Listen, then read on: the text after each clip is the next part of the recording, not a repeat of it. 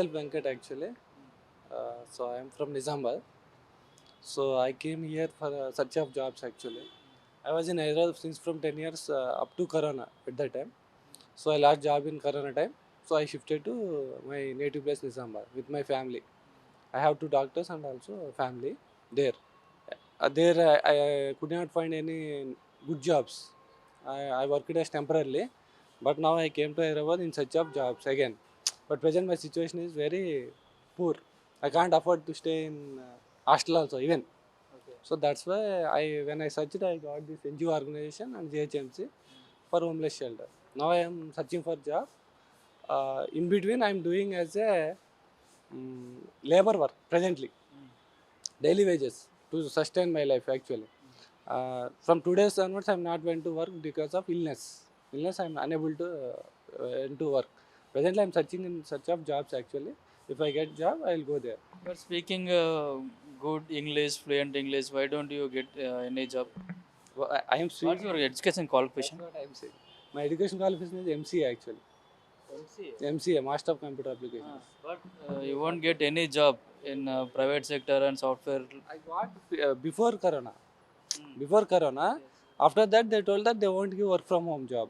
So Mm. that's why I resigned there. So again after that I didn't get. And one more thing, I got marriage earlier. So that's why I got main problem to that reason. And one more thing, what I am going to say is actually there are so many unemployed like me, those who are studied everything, and they are such of good jobs. They are not getting jobs presently. And the other those who have not have talent and they are sitting in other jobs and enjoying the positions.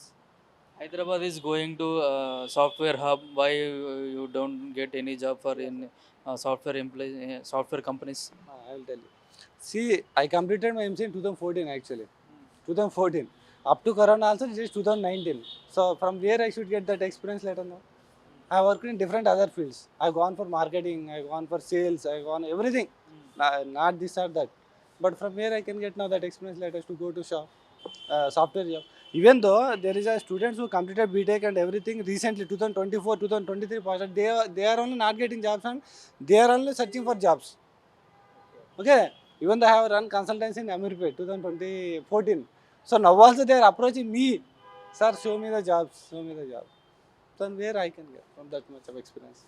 How do you know this is shelter is here? See, actually, when I coming to Hyderabad, actually I started in YouTube.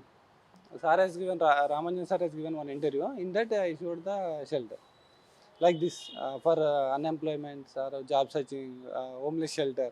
So at that time I don't have any amount when I came to Hyderabad. So that's why I came here, and they given the opportunity to stay here. How is the facilities here also? Facilities is very well, sir. Actually, they are keeping food also at night time, and morning again we are going for work and coming on shelter, and they are having patients also on other side. They are providing the medicines as well as. So all the people are coming here, and they are different categories. They have everyone have their own painfulness in their lives.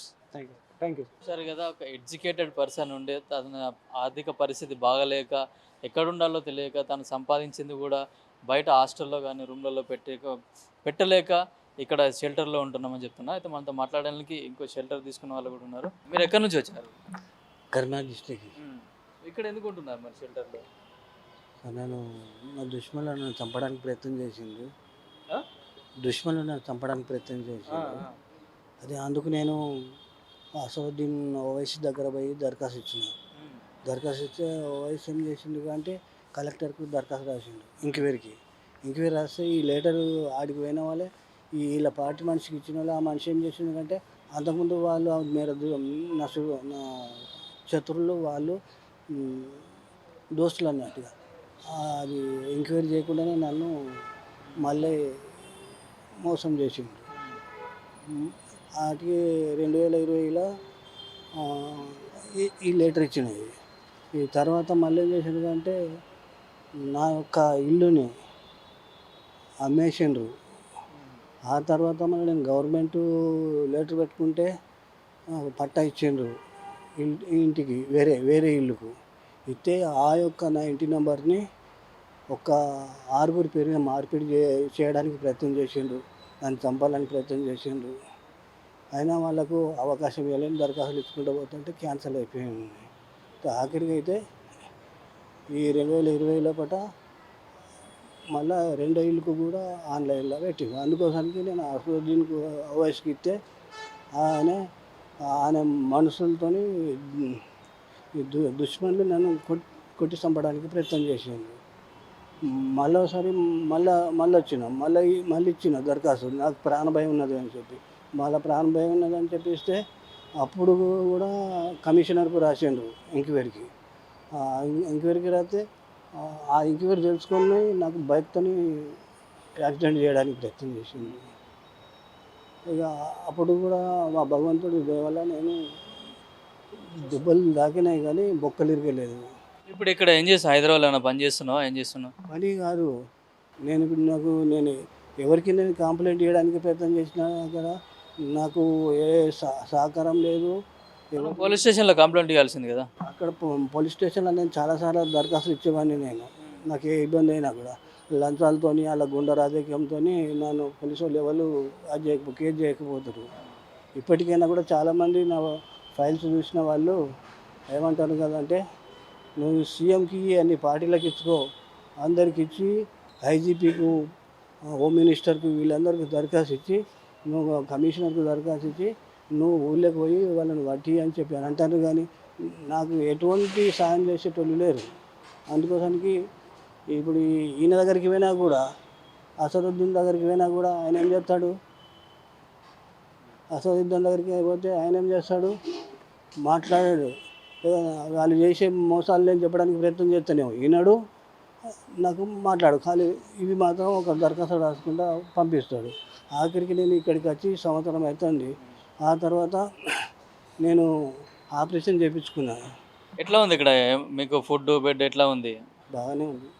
అయితే కొందరు కుటుంబ కలహాలతోటి కూడా వాళ్ళు ఇల్లు వదిలిపెట్టి ఎక్కడ ఉండాలో తెలియక హైదరాబాద్కి వచ్చిన వాళ్ళు కూడా ఇక్కడ ఆశ్రయం పొందుతున్నారు. ఇక్కడ మరొక ఆశ్రయం పొందిన వాళ్ళు ఉన్నారు.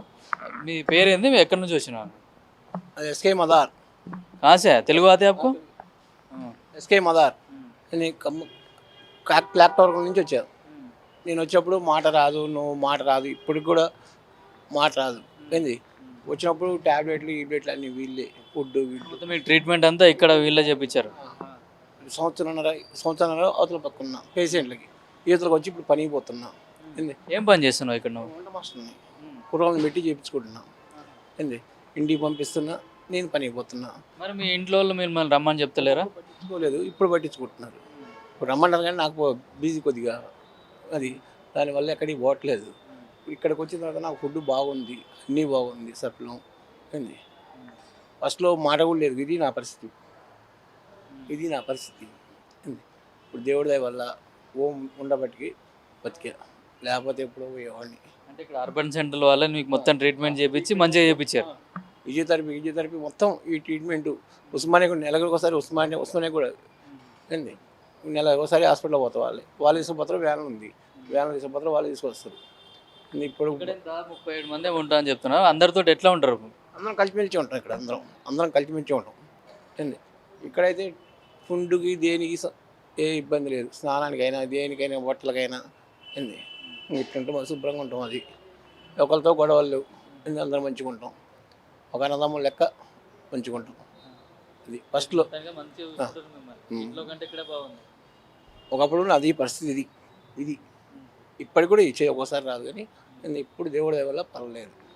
రామాంజీ గారు కొద్దిగా పర్లేదు, మేనేజర్లు ఏంది పిరోస్తారు, వీళ్ళు కొద్దిగా హెల్ప్ చేస్తారు మాకు. మళ్ళీ మీరు మీ కుటుంబ సభ్యులు పిలిచి ఇంటికి వెళ్తారా? ఈయన ఉంటారు? పోతున్నారు మళ్ళీ వస్తున్నారు అంటే ఇక్కడే బాగుంది మీకు. పని లేదనుకో ఊరికి పోతారు, పని లేదనుకో పోతారు. అట్లా చెప్పి పోతారు. సార్ వాళ్ళకి చెప్పి సరే అని. అది ఇప్పుడు అందరితో మంచిగా ఉన్నా ఏంది, రామంజీ అయినా ఎవరైనా సరే అంతే.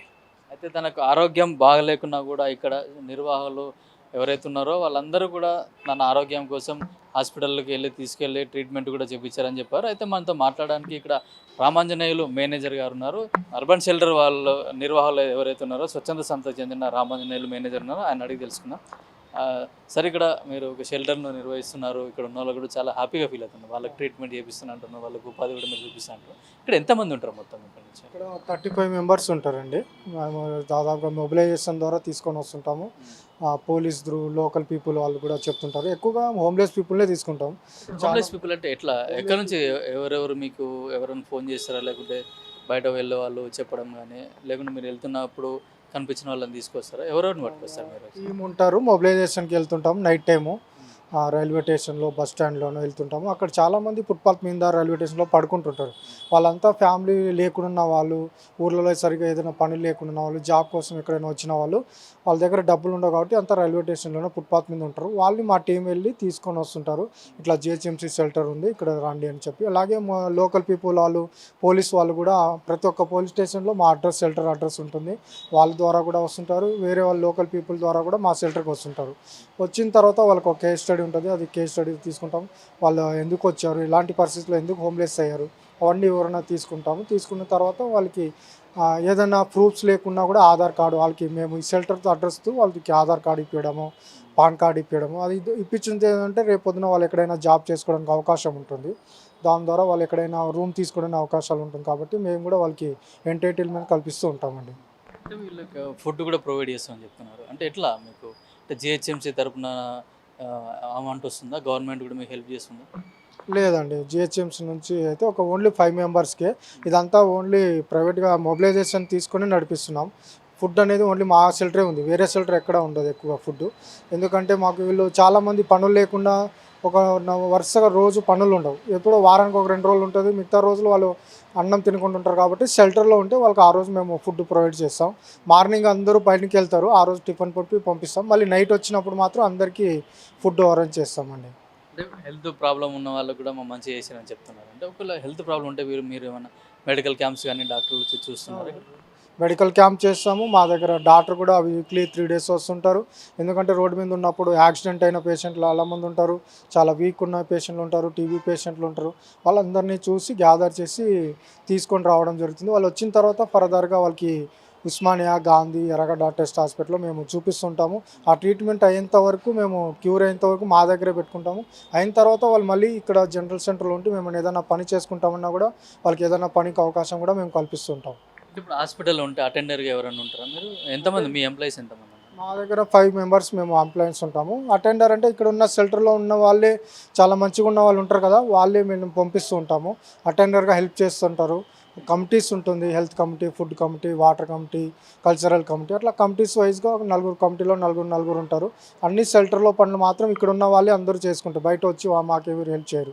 ఎందుకంటే ఇక్కడ క్లీనింగ్ కావచ్చు, వాటర్ ఫుడ్ కావచ్చు, ఫుడ్కి సపోర్ట్ కానీ, వెజిటేబుల్ కటింగ్ కానీ అంతా ఇక్కడ ఉన్న వాళ్ళే అందరూ పనులు చేసుకుంటాం. అందరికీ సవనకులు అంటే ఒక ఇంట్లో లెక్క ఎలా ఉంటామో అలా అంత ఫీలింగ్ కల్పించేలాగా, వాతావరణం లాగా అందరూ ప్రతి ఒక్కరు మేమే చేసుకుంటాం. ఇక్కడ చదువుకున్న వాళ్ళు కూడా ఇందాక చూసిన ఒక అబ్బాయి ప్యూర్ ఫ్లూయెంట్ ఇంగ్లీష్లో కూడా మాట్లాడు. అట్లాంటి వారికి ఏమన్నా మీరు మీ సంస్థ తరపున ఉపాధి అవకాశాలు ఏమైనా చూపిస్తున్నారు? ఇస్తామండి. ఆల్రెడీ కొంత సర్టిఫికేట్లు ఉన్నారు, లేదన్నా ఏదైనా చదువుకుని అన్నా కూడా వాళ్ళకి కంప్యూటర్ స్కిల్ ఇప్పిస్తాము. ఏదైనా ఆపర్చునిటీ ఉంటే మేము ఫస్ట్ కాల్ వాళ్ళకి ఇంటర్వ్యూ కూడా తీసుకెళ్తూ ఉంటుంటాము. ఏదైనా అవకాశం కల్పిస్తాం వాళ్ళు కంపల్సరీ. ఇంకా 10th ఫెయిల్ అయిన వాళ్ళకు కూడా మేము ఓపెన్ 10th కూడా రాపిస్తున్నాము. అలాగే కొంతమంది చదువుకొని ఏదైనా స్కిల్ ఉంది, ఏదైనా నేర్చుకుంటామంటే జిఎంఆర్ ఫౌండేషన్ ఉంది. ఆ ఫౌండేషన్ ద్వారా కూడా మేము ఒక 4 డ్రైవింగ్ లైసెన్స్ ఇప్పించాము. వాళ్ళు ఇప్పుడు ఫ్లిప్కార్ట్, అమెజాన్లో జాబ్ చేస్తున్నారు. ఇప్పుడు వీళ్ళు వచ్చినప్పుడు వాళ్ళ సామాన్ ఇట్లా పెట్టుకోవడానికి మీరు ఏమైనా లాకర్ ఫెసిలిటీస్ అట్లా చేస్తున్నారా? లాకర్స్ ఉంటుందండి వాళ్ళు పెట్టుకోవడానికి. ఎందుకంటే బయట సెక్యూరిటీ ఉండదు కాబట్టి ఇక్కడ లాకర్స్ కంపల్సరీ ప్రతి ఒక్కరికి ఒక్కొక్క లాకర్ ఇస్తుంటాము. ఆ లాకర్లో వాళ్ళ వస్తువులు వాళ్ళు పెట్టుకుంటూ ఉంటారు. వాళ్ళు పెట్టుకున్న తర్వాత మార్నింగ్ పనికి వెళ్తారు, నైట్ వచ్చి పడుకుంటుంటారు. అంటే ఎవరన్నా వీళ్ళ కుటుంబ సభ్యులు వచ్చి మేము తీసుకెళ్తాము అది అంటే మీరు వాళ్ళని ఎట్లా ఐడెంటిఫై చేస్తారు? కౌన్సిలింగ్ చేస్తామండి. వచ్చిన తర్వాత ఒక్కొక్క పర్సన్ సపరేట్గా మాట్లాడి వాళ్ళు ఎందుకు రావాల్సి వచ్చింది, ఫ్యామిలీ బ్యాక్గ్రౌండ్ ఏంది అంతా కౌన్సిలింగ్ ద్వారా తెలుసుకొని, ఒకవేళ ఫ్యామిలీ వాళ్ళకి తీసుకెళ్తామన్నా కూడా మేము వచ్చి పంపిస్తాం. లేదు సార్ మేము వెళ్తాం సార్, మాకు ఇల్లు కొంచెం తెలుసు అడ్రస్ అన్నా కూడా మేము డైరెక్ట్గా వాళ్ళ ఇంటికి పంపించే ఏర్పాట్లు కూడా మేము చేస్తాం. పోలీస్ త్రూ కంపల్సరీ తీసుకొని లెటర్ తీసుకొని వాళ్ళకి ఇంటికి పంపిస్తుంటాం. ఇక్కడ కొందరు పనులకు వెళ్తూ ఉంటారు, వస్తూ ఉంటారు కదా, మధ్యలో వాళ్ళకి ఏమైనా ఎమర్జెన్సీ అవసరమైతే మీరు వెళ్ళి వాళ్ళకి సహాయం చేయడం అట్లాంటివి ఏమైనా జరుగుతుంది? ఏంటి అంటే బయటకి వెళ్ళినప్పుడు వాళ్ళకి ఏమన్నా ప్రాబ్లం వచ్చినా కూడా, ఒకవేళ హెల్త్ ప్రాబ్లం వచ్చినా కూడా, దారిలో ఏమన్నా ప్రాబ్లం అయినా కూడా వర్క్ ప్లేస్కి వెళ్ళి మీరు అట్లాంటి ప్రాబ్లమ్ సాల్వ్ చేయడం అట్లాంటి ఏమైనా జరుగుతుందా? చేస్తుంటాం. వర్క్ ప్లేస్ కాడ కూడా కొంతమంది ఒక 3 months నుంచి అమౌంట్ ఇవ్వలేదు, మాకు బ్యాక్గ్రౌండ్ ఎవరు లేరు సార్, హోమ్లెస్ పీపుల్ అని కూడా మాకు 2-3 చెప్తారు. అలా చెప్పినప్పుడు మా టీం వెళ్ళి మాట్లాడి వాళ్ళతో అమౌంట్ ఇప్పించడం జరుగుతుంది. లేదంటే పోలీస్ స్టేషన్కి వెళ్ళి కేసు కూడా పెట్టాము. ఇప్పటి వరకు ఒక 4-5 కేసులు ఇలాంటివి జరిగినాయి. వర్క్ కానీ తీసుకెళ్తారు కానీ వాళ్ళు అమౌంట్ ఇవ్వరు, ఎవరు లేరని. అలా జరిగినాయి. కానీ ఒక్కొక్కరు 400-500 మాట్లాడుకుంటారు, వాళ్ళు 100 రూపాయలు ఇచ్చి పంపిస్తుంటారు. అలా కూడా ఒక 4-5 కేసులు వచ్చినప్పుడు కూడా మేము వెళ్ళి వాళ్ళ స్టేట్ ఉంటారు కదా, వాళ్ళ కాంట్రాక్ట్తో మాట్లాడి వాళ్ళతో ఇప్పించాము. కొంతమంది పోలీసుతో కూడా కేసు కూడా పెట్టించాము. అంటే ఇక్కడికి వచ్చిన వాళ్ళకు కేవలం ఆశ్రయమే కాకుండా వాళ్ళకి సంబంధించిన పనులు కల్పించడం, వాళ్ళ జాబ్ ఉంటే జాబ్లో కూడా పెట్టియడం, తర్వాత అక్కడ పనుల కోసం తీసుకెళ్ళి కూడా వాళ్ళకు డబ్బులు ఎవరైతే తక్కువ ఇవ్వడము లేకుంటే అసలు డబ్బులు ఇవ్వకపోవడం సందర్భాలలో కూడా మేము వాళ్ళకి ఎమర్జెన్సీ సర్వీస్ కూడా అందిస్తాము. అట్లాంటి వారికి కూడా తమ వంతు సాయం చేస్తామని ఇక్కడున్న షెల్టర్ నిర్వాహకుడు రామాంజనేయులు చెప్తున్నారు. అయితే ఎవరైనా నిరాశ్రయులు ఉంటే బయట బిచ్చగం ఎత్తుకొని బతికే వాళ్ళు కూడా, షెల్టర్ లేకుండా ఉన్న వాళ్ళకు కూడా ఇట్లాంటి మంచి షెల్టర్ హైదరాబాద్లోని బేగంపేటలో ఫ్లైఓవర్ కిందనే ఇక్కడ ఉంది. మీకు ఎవరైనా తెలిసిన వాళ్ళు ఉంటే కూడా ఇక్కడికి తీసుకురావచ్చు. కెమెరామెన్ మోహిత్తో కిరణ్ కుమార్, పల్లవి టీవీ, హైదరాబాద్.